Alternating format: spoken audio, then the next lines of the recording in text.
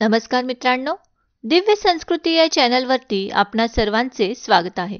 मित्रांनो, आज आपण बघणार आहोत श्री दुर्गा सप्तशती अध्याय 7वा, चंड व मुंड दैत्यांचा वध. मी मातंगी देवीचे ध्यान करतो. ती रत्नजडित सिंहासनावर बसून पोपटाची मधुर वाणी ऐकत आहे. ती सावळ्या वर्णाची असून तिने आपले एक पाऊल कमळावर ठेवले आहे. तिने आपल्या मस्तकावर चंद्रकोर व कंठात कल्हार पुष्पांची माला धारण केली आहे. ती वीणा वाजवित आहे. तिने लाल रंगाची साडी परिधान केलेली असून घट्ट अशी चोळी तिला शोभून दिसत आहे. तिच्या हातात शंख पात्र आहे. ललाटावर कुंकू शोभत आहे आणि मधुर मद्यपानामुळे तिच्या मुखावर उन्मत्तपणाचा थोडा प्रभाव जाणवत आहे. मेधाऋषी सुर्थला म्हणाले, हे राजा, शुंभाची आज्ञा होताच चंडमुंडादी दैत्य आपल्या चतुरंग सेनेसह शस्त्रास्त्रे सुसज्ज करून देवीला पकडण्यासाठी निघाले. ते गिरिराज हिमालयाच्या सुवर्णमय उंच शिखरावर पोचले. त्यांना सिंहावर दृढ बसलेली आणि मंद हास्य करणारी देवी दिसली. तेव्हा ते सर्व दैत्य तिला पकडण्यासाठी धावले. कोणी धनुष्यबाण सज्ज केले तर कोणी तलवारी उपसून तिच्यावर चाल करून गेले. तेव्हा ती अंबिका त्या शत्रूंवर अतिशय संतापली. अत्यंतिक क्रोधामुळे तिचे मुख काजळाप्रमाणे काळे झाले. तिच्या विस्तीर्ण भाल प्रदेशावरील भुवया क्रोधाने वक्र झाल्या आणि त्यातून भयंकर मुख असलेली, हाती खडग व पाश घेतलेली काली झपाट्याने प्रकट झाली. विचित्र असे खटवांग धारण केलेली, व्याघ्र चर्म परिधान केलेली आणि नरमुंडांच्या माळेने विभूषित अशी ती काली तिच्या अंगावरचे मांस सुकून गेल्यामुळे अतिशय भयंकर दिसत होती. तिचे मुख विशाल होते आणि लढणाऱ्या जिभेमुळे ती अधिकच भीषण दिसत होती. तिच्या आत ओढलेल्या डोळ्यात रक्त उतरून ते लालबुंद झाले होते. ती आपल्या गर्जनांनी सर्व दिशा दणाणून टाकीत होती. ती काली मोठमोठ्या असुरांचा निपात करीत त्या दैत्य सेनेवर तुटून पडली आणि त्यांना भक्षण करू लागली. देवी पार्श्वरक्षक वीर, अंकुशधारी माहूत योद्धे व हत्तींच्या गळ्यातील घंटा यांसह अनेक हत्तींना एकाच हाताने उचलून तोंडात टाकीत होती. त्याचप्रमाणे ती घोडे, सारथी व योद्धांसह अनेक रथ तोंडात टाकून त्यांना आपल्या दाढांनी अतिशय भयानक रीतीने चघळत होती. ती कोणाचे केस पकडून, कोणाची मानगूट धरून, कोणा दैत्याला पायाखाली चिरडून तर कोणाला छातीची धडक देऊन ठार करीत होती. असुरांनी फेकलेली शस्त्रे व मोठमोठी अस्त्रे तोंडात पकडून रागाच्या भरात त्यांचे दातांनी चूर्ण करीत होती. अशा प्रकारे काली मातेने दुष्ट आणि बलिष्ठ अशा त्या असुरांचे सैन्य पार भरडून टाकले. तिने काहींना खाऊन टाकले तर काहींना मारून टाकले. काही तलवारीने मारले गेले, काही खटवांगांच्या तडाख्याने मेले, तर काही असुर तिच्या तीक्ष्ण दातांनी घायाळ होऊन मेले. तेव्हा बलवान असलेले दैत्य सैन्य अल्पावधीतच नष्ट झालेले पाहून संतापलेला चंड अत्यंत भयंकर अशा त्या कालीवर एकदम धावून आला. त्याचवेळी महादैत्य मुंडाने बाणांचा वर्षाव करून आणि हजारो चक्रे सोडून त्या भयंकर डोळ्यांच्या देवीला पुरते झाकून टाकले. पण ती अनेक चक्रे त्या देवीच्या मुखात शिरून गडप होऊ लागली.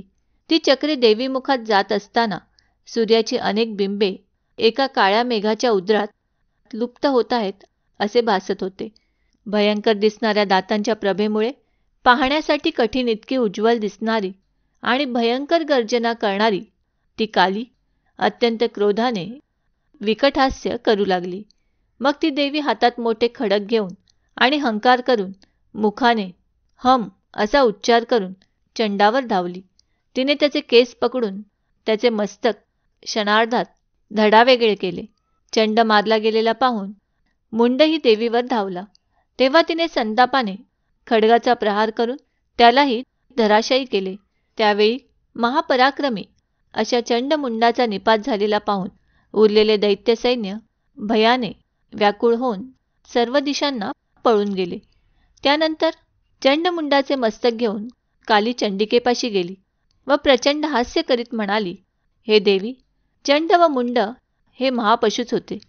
युद्धरूपी यज्ञात त्यांना बळी देऊन मी तुझ्यासाठी त्यांचे मस्तकरूपी उपहार आणले आहेत. आता शुंभ व निशुंभ यांना तू स्वतः मार. ऋषी पुढे राजाला म्हणाले. त्यावेळी कालीने मारून आणलेल्या चंडमुंड महादैत्यांना पाहून ती कल्याणकर्ती चंडिका तिला मधुर वाणीत म्हणाली, हे देवी, ज्या अर्थी तू चंड व मुंड यांना घेऊन येथे आलीस, त्या अर्थी तू लोकांमध्ये चामुंडा नावाने प्रख्यात होशील. याप्रमाणे श्री मार्कंडेय पुराणातील सावर्णिक मन्वंतरातील देवी महात्म्य कथेतील चंडमुंड वध नावाचा 7वा अध्याय पूर्ण झाला. श्री दुर्गा सप्तशती अध्याय 8. रक्तबीज वध. मी सिद्धींच्या तेजाने वेष्टित अशा भवानीचे ध्यान करतो. ती अरुण लाल तांबूस वर्णाची आहे. तिच्या दृष्टीत करुणा भरलेली आहे आणि तिने आपल्या हातात पाश, अंकुश, बाण व धनुष्य धारण केले आहे. मेधा ऋषी सुर्थाला म्हणाले, हे राजा, चंड व मुंड नामक महापराक्रमी दैत्य मारले गेले आणि दैत्यसेनेचा मोठ्या प्रमाणात नाश झाला. तेव्हा दैत्यांचा राजा महाप्रतापी शुंभ याचे चित्त संतापाने अस्वस्थ झाले. त्याने दैत्यांच्या सर्व सैन्याला युद्धासाठी सुसज्ज होऊन कूच करण्याची आज्ञा दिली. तो म्हणाला, आज उदायुध नामक 86 दैत्य सेनापती आणि त्यांच्या समवेत कंबू नामक 84 दैत्य सेना नायक यांनी आपापले सैन्य घेऊन युद्धासाठी प्रस्थान करावे. कोटिवीर्य नामक जातीची 50 दैत्यकुळे व धौम्र जातीची 100 दैत्यकुळे यांनीही माझ्या आज्ञेनुसार युद्धासाठी कूच करावे. कालक, दौरथ, मौर्य आणि कालकेय दैत्यांनीही युद्धासाठी सज्ज होऊन माझ्या आज्ञेने त्वरित निघावे. अशा प्रकारे आज्ञा देऊन कठोर शासन करणारा तो दैत्यराज हजारो सैनिकांचे विशाल सैन्य घेऊन युद्धाला निघाला. त्याचे भयंकर सैन्य येताना पाहून चंडिकेने धनुष्याच्या दोरीचा टणत्कार करून पृथ्वी आणि अंतरिक्ष दणाणून टाकले. त्या समयी तिचा सिंह भीषण गर्जना करू लागला. त्याला जोड म्हणून अंबिकाही मोठ्याने घंटानाद करू लागली. याप्रमाणे धनुष्याचा टणत्कार, सिंहाच्या गर्जना आणि घंटेचा प्रचंड आवाज यांनी सर्व दिशा दुमदुमत असतानाच कालीने आपले तोंड पसरून अतिभयंकर असा निनाद केला. तो ऐकून दैत्यांच्या सैन्यांनी देवी चंडिकेला, तिच्या सिंहाला आणि कालीला क्रोधावेशाने चहूकडून वेढले. हे राजा, त्याच वेळी देवांच्या शत्रूंचा अर्थात दैत्यांचा नाश करण्यासाठी तसेच देवी आणि सिंह यांच्या रक्षणासाठी ब्रह्मदेव, शंकर, कार्तिकेय, विष्णू व इंद्र यांच्या अत्यंत बलवान आणि पराक्रमी अशा व्यक्ती त्यांच्याच शरीरातून निघून त्यांनाच अनुरूप अशी रूपे धारण करून चंडिकेकडे तिच्या साह्यार्थ गेल्या. ज्या देवाचे जसे रूप, जशी वेशभूषा, जशी भूषणे व जसे वाहन आहे, तशीच त्याची शक्ती होती. त्या शक्ती असुरांशी युद्ध करण्यासाठी उत्सुक झाल्या होत्या. सर्वप्रथम हंसयुक्त विमानात बसलेली अक्षमाला, सूत्र व कमंडलू धारण केलेली ब्रह्मदेवाची शक्ती आली. तिला ब्रह्माणी म्हणतात. त्यानंतर ऋषभावर आरूढ झालेली, हातात श्रेष्ठ त्रिशूळ धारण केलेली, महानागाचे वेटोळे धारण केलेली आणि मस्तकावरील चंद्रकोरीने विभूषित अशी शंकराची शक्ती माहेश्वरी आली. दैत्यांशी युद्ध करण्यासाठी हातात शक्ती धारण केलेली कार्तिकेयाची शक्ती कौमारी त्याचेच रूप धारण करून दैत्यांशी युद्ध करण्यासाठी आली. हातात शंख, चक्र, गदा, धनुष्य व खड्ग धारण करणारी विष्णूची शक्ती वैष्णवी गरुडावर बसून आली. अतुलनीय असे यज्ञ वराहरूप धारण करणाऱ्या श्रीहरीची शक्ती वाराही वराहदेह धारण करून तेथे उपस्थित झाली. नृसिंहासारखे शरीर धारण केलेली नृसिंहाची शक्ती नारसिंही आपल्या आयाळीच्या फटकाऱ्यांनी नक्षत्रांचे समुदाय स्थानभ्रष्ट करीत तेथे आली. त्यावेळी गजराज ऐरावतावर आरूढ झालेली, हातात वज्र धारण केलेली, सहस्त्र नेत्र असलेली आणि इंद्रासारखीच दिसणारी इंद्रशक्ती ऐंद्री ही सुद्धा तेथे आली. त्या देवशक्तींनी वेष्टीत असे शंकर चंडिकेला उद्देशून म्हणाले, हे देवी, आता या असुरांना तू त्वरित मारून टाक, म्हणजे मला आनंद होईल. त्या समयी देवी चंडिकेच्या शरीरातून अत्यंत भयंकर आणि अत्यंत उग्र अशी चंडिका शक्ती प्रकट झाली. ती शेकडो कोल्हिणींसारखा भयानक आवाज करू लागली. अपराजिता देवी धूम्रवर्णाच्या जटा धारण करणाऱ्या शंकरांना म्हणाली, हे भगवान, आपण माझे दूत म्हणून शुंभ निशुंभांकडे जा. अत्यंत गर्विष्ठ अशा त्या दोघांना व युद्धासाठी आलेल्या अन्य दैत्यांनाही माझा असा संदेश द्या की जर तुम्ही जिवंत राहू इच्छित असाल तर पाताळात निघून जा. इंद्राला त्रैलोक्याचे राज्य पुन्हा मिळाले पाहिजे. देवांना आपापला यज्ञ भाग उपभोगता आला पाहिजे. जर तुम्हाला बळाच्या घमेंडीने युद्ध करण्याचीच इच्छा असेल तर पुढे या. माझ्या योगिनी तुमच्या मांसाने तृप्त होत.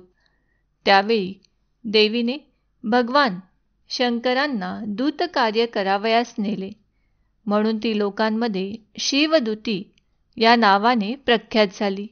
शंकराच्या मुखातून देवीचा संदेश ऐकून महादैत्यही अत्यंत क्रोधित झाले. संतापाने बेभान झालेले ते दैत्य कात्यायनी देवी असलेल्या ठिकाणी चाल करून गेले. तिच्यावर समोरून बाण, शक्ती व रुष्टी यांचा वर्षाव करू लागले. तेव्हा तिने धनुष्याचा टणत्कार करीत मोठमोठे बाण सोडून त्यांनी फेकलेले बाण, शूल, शक्ती, परशु आदी सहजतेने तोडून टाकले. तिच्या पुढे काली त्रिशूळाने शत्रूंचे विदारण करीत आणि खटवांगाने त्यांचा चुराडा करीत रणांगणात संचार करू लागली. ब्रह्माणी देवी जेथे जेथे धावली तेथे तेथे आपल्या कमंडलूतील जल शिंपडून असुरांचे सामर्थ्य आणि पराक्रम नष्ट करू लागली. माहेश्वरी त्रिशूळाने, वैष्णवी चक्राने तर संतप्त झालेली कौमारी आपल्या शक्तीने दैत्यांचा संहार करू लागली. ऐंद्रीच्या वज्र प्रहाराने विदीर्ण झालेले शेकडो दैत्य व दानव रक्तबंबाळ होऊन धराशायी झाले. वाराहीच्या मुसंडीने छिन्नभिन्न झालेले, तिच्या दाढांनी छाती फाटलेले आणि तिच्या चक्राने विदीर्ण झालेले कित्येक दैत्य रणात मृत्युमुखी पडले. नारसिंह देवीने नखांनी विदीर्ण केलेल्या महादैत्यांना भीक्षण करीत आणि आपापल्या भयंकर गर्जनेने दशदिशा व आकाश दणाणून टाकीत रणांगणात संचार करू लागली. शिवदूतीच्या प्रचंड हास्याने अत्यंत भयभीत झालेले कित्येक असुर मूर्छित होऊन भूमीवर पडले. त्यांना तिने तात्काळ खाऊन टाकले.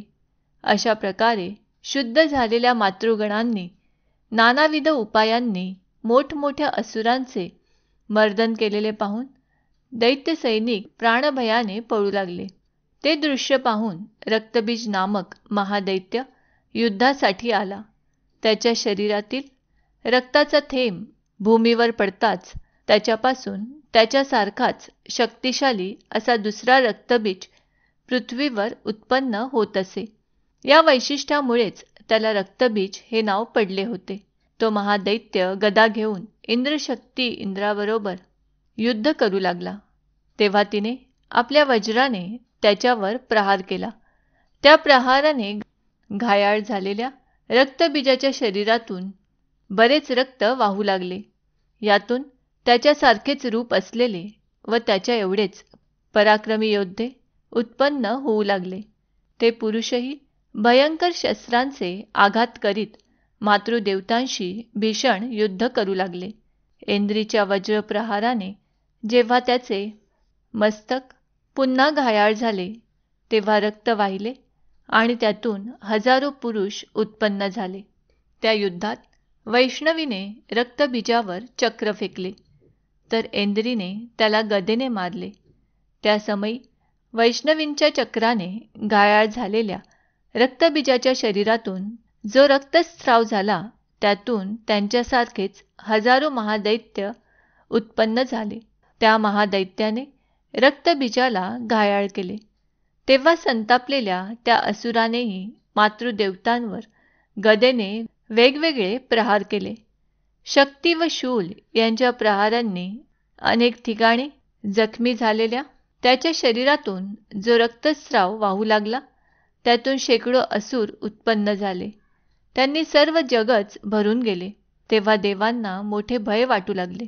त्या समयी देवांना उदास व साशंकित झालेले पाहून चंडिका त्वरेने कालीला म्हणाली, हे चामुंडे, तू आपले तोंड विस्तीर्ण कर आणि माझ्या शस्त्रघाताने रक्तबीजाच्या शरीरातून पडणारे रक्तबिंदू व त्यातून उपासक महादैत्य यांना वेगाने खाऊन टाक.